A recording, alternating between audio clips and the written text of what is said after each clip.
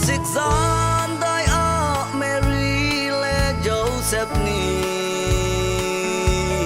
van bồi pha Giêsu Christu Bethlehem cho rô quang trung a thim na mô và kun tua e van bồi sinh nhà nàng lê cây khâm tu Messiah tu a chuộc rằng cần thiên lung cần rùa na cái đi lộc in Bethlehem cho rô quang y Giêsu Christu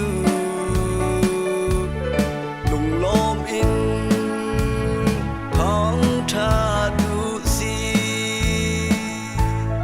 van va lê zoom hắn ni ăn si ning chiều in nạc mun tha ăn ngay chiao gì man sẽ lấy chung mi xóa không tu Giêsu rịa nạc mun a tông lâu e nàng lê cây không tu Messiah tu a chuộc rằng cần thiên lung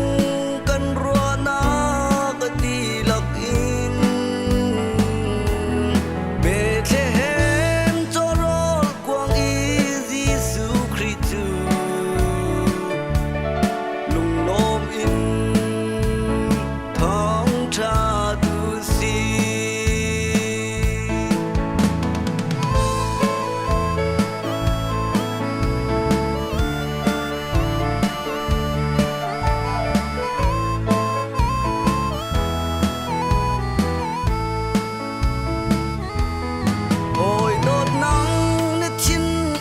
chung a van bồi pha a cha a hun a mo eret bang